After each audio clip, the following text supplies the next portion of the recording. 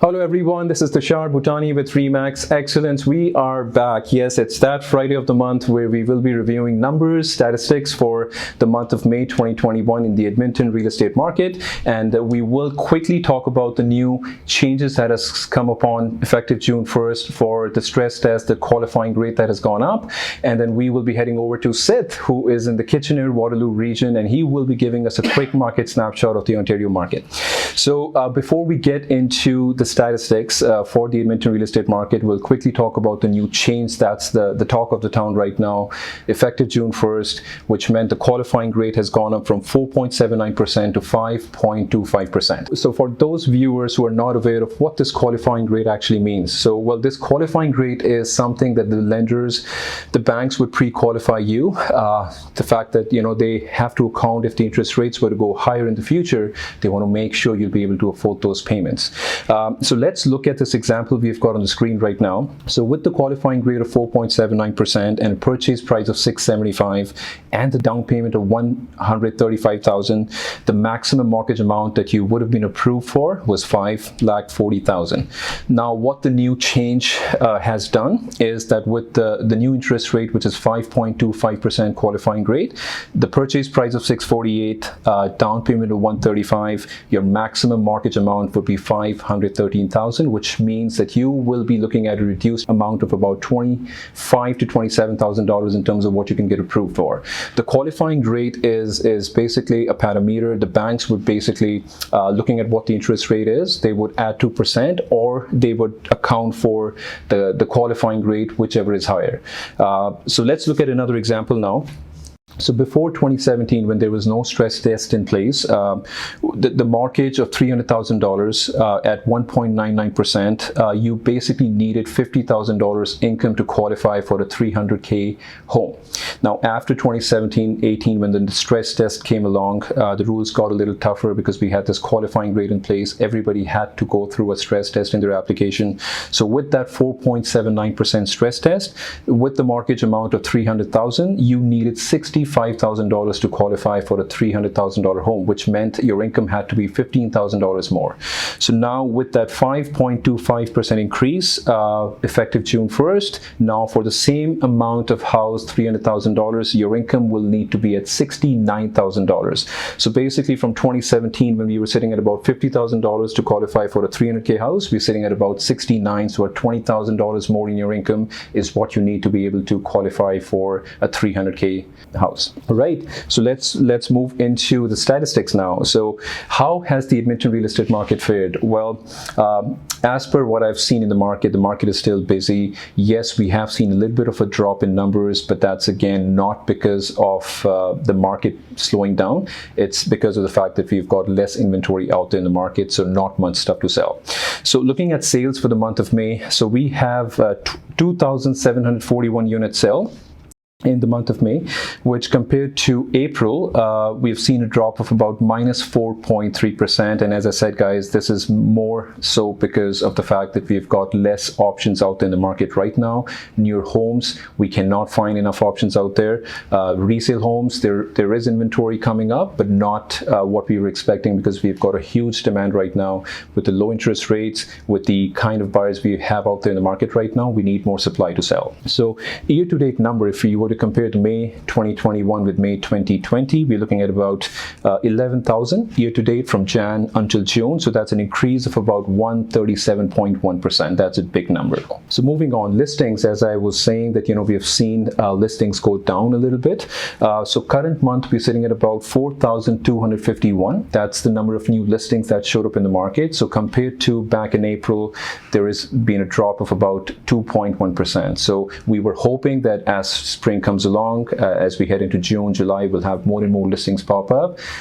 Not quite so. We have seen the number go down a bit. So hopefully, maybe next month we'll have more options pop up, so we can sell the homes because we've got a lot of active buyers out in the marketplace. Year-to-date numbers for listings, yes, we've gone up because keep in mind last year at this time we were in a lockdown. We were the first COVID wave, and nobody was. We weren't sure how to kind of approach this.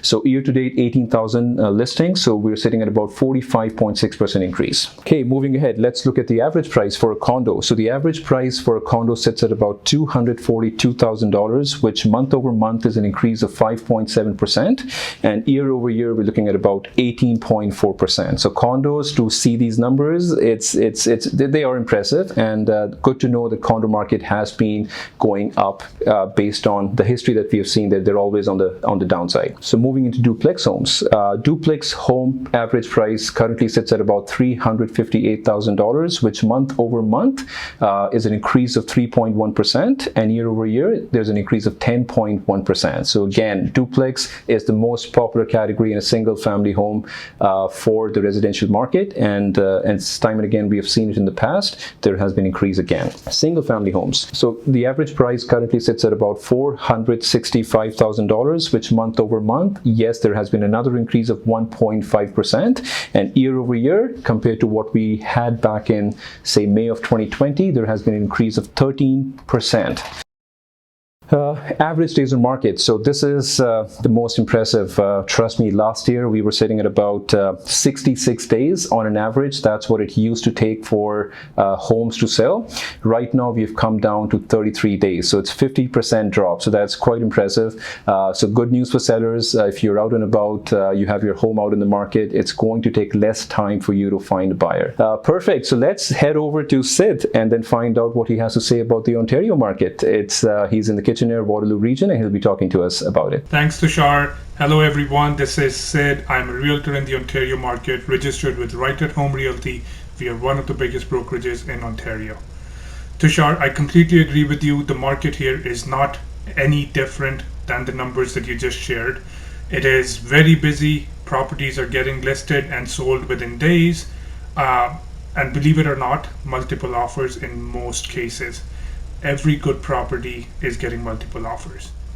Without taking much of your time, guys, I'll quickly share a couple of slides with you that I could get from the Canadian Real Estate Association and the RBC Economics. So here they're trying to show us what they forecast in terms of the home resales in Canada for the year 2021 and 2022. So these numbers are in thousands of units. So in 2021, they're expecting maximum number of houses sold since 2014. And I'm not talking about a small difference. This number's, the difference is huge. Like, guys, if you see in the year 2021, they are expecting 637,000 units to be sold as compared to about 550,000 units that were sold last year. In 2022, they are again predicting the market to be slower than what it is in 2021, but if you compare it with the other years from 2014 to 2020, it is right up there. Going on to the next slide here, guys, this talks about the annual percentage change in the aggregate benchmark price for Canada. And if you see, in 2020 and 2021, we have seen drastic increase in home values, and they're expecting the number to be as high as 12.9% in 2021. In 2022, the prices are still going to increase. That is what they're predicting, but not at the rapid pace that it grew in 2021. And now, guys, this final slide for today, I quickly want to show you how your monthly payments would get affected with the increasing home values in Canada. If you bought a house in February 2020 with 20% down payment and 25 years amortization, your monthly payment was approximately $2,100. If you would have bought the same house in April 2021, which is a couple of months ago, your monthly payments would probably be around the $2,500 mark. And the way the projections are, this monthly payment is only going to go up, and it would probably be as high as $2,600 to $2,700 every month, as compared to about $2,100 in February 2020. So Tushar, that is it from me today. I hope you and the viewers found this information useful. I will see you guys next time. Thank you for watching and have a good day. Thank you, Sid, for sharing the information. Really appreciate, and yeah, thanks for sharing insight on the Ontario real estate market. So thank you again, guys. Have a great month ahead. We will see you again next month in July. Until then, take care.